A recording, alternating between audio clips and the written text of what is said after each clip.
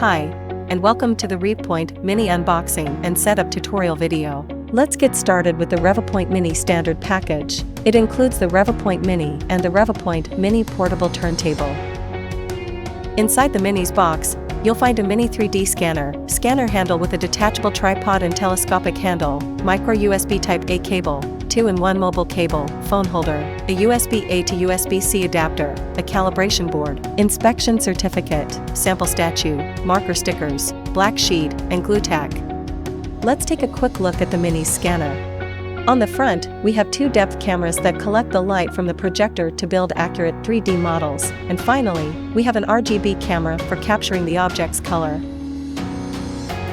The scanner handle includes the detachable tripod and telescopic handle. So if you want to scan smaller objects, you can remove the tripod from the telescopic handle and reattach the tripod to the mounting block, making it much easier to move closer to the object for a higher quality scan.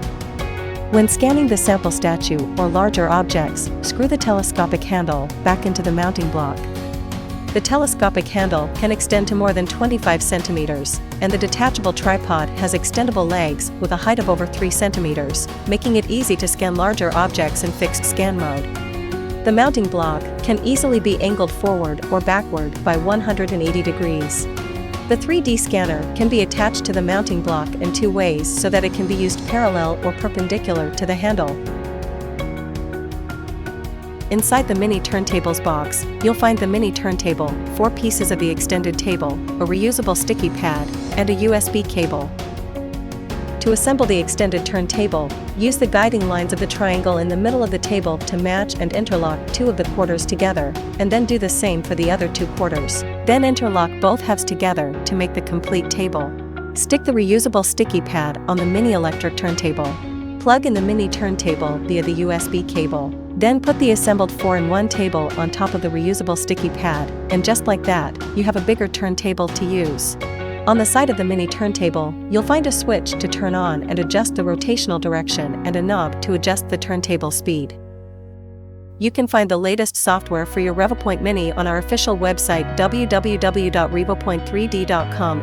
Please download RevoScan and RevoStudio. Don't forget that the Revopoint team will update the software with new features and bug fixes, so check it out every few months. Connecting Mini to a laptop for your first scan. Depending on your laptop, use the micro USB to Type-A or Type-C cable to connect your Mini with the computer. Ensure that the port the Mini scanner is connected to is USB 3.0 or above, as a USB 2.0 port has insufficient power, so it will not work correctly with the Mini. If the indicator turns green from blue, the scanner is started properly. And once the Mini is connected successfully, the projector emits the blue light. Place the sample statue on the Mini turntable and power on the turntable. Then open the RevoScan software to start a new scan. You'll be greeted with a brief pop-up new user guide. We recommend that you read it. Also, please note that you should not use the Mini to scan a face as the blue light can cause discomfort to the eyes. Let's get on with the rest of it.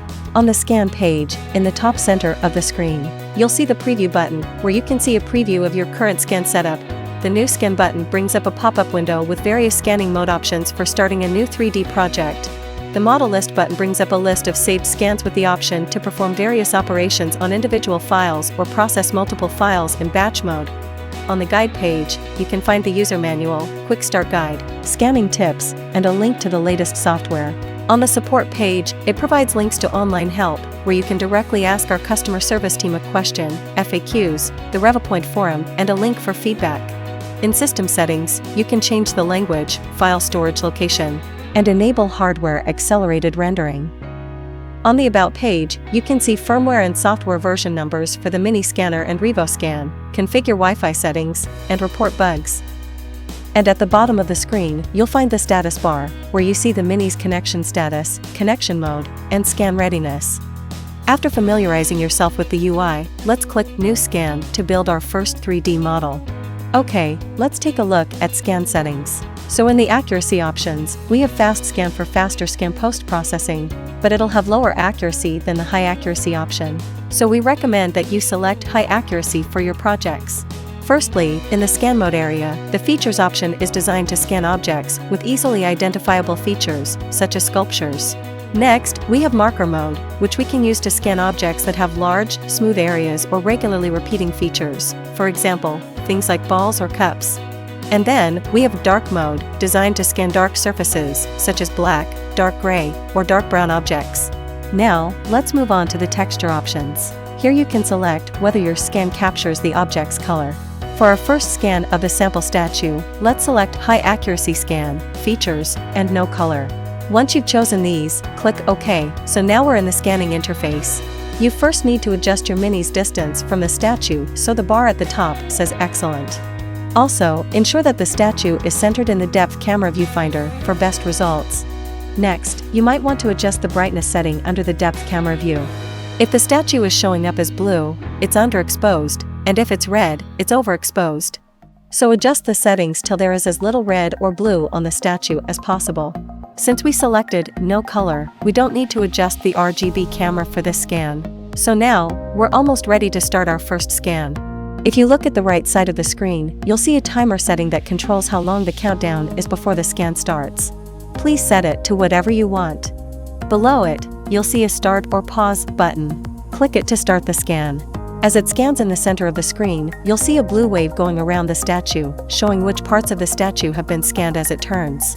Once the statue has completed one rotation, click the Pause button. Please note that doing multiple scans of the same area will not improve the scan quality. You might have noticed a hole in the top of the statue's head. Don't worry. Simply turn the statue on its back or side and start scanning again for one full rotation. Then click the Stop button, and you'll see a pop menu with Complete, Cancel, Restart, and below a toggle to fuse the point cloud automatically when you finish scanning. Switch the toggle to Off, or you won't be able to follow the next step. Then click the Complete button. Now, click the little arrow on the left of the Fuse button to adjust the settings. Move the point pitch slider to its lowest setting of 0.02 mm to get the highest resolution possible for your 3D model. Now click the Fuse button and wait for it to finish fusing the points cloud. Next, we need to mesh the scan. We can adjust the settings by clicking the little arrow next to the Mesh button, changing the Mesh Quality slider to 6 to have the highest detail in the model, and adjusting the Denoise slider to 3 for a medium amount of smoothing on the model. Note that setting Denoise to maximum may result in a loss of detail on your model. If you toggle the Fill Holes switch, the software will automatically fill any hole in your model. We recommend that you don't use this setting to fill large gaps in your model, as the final results might not be good. Once you've adjusted the settings, click the Mesh button and wait for the final model to be produced.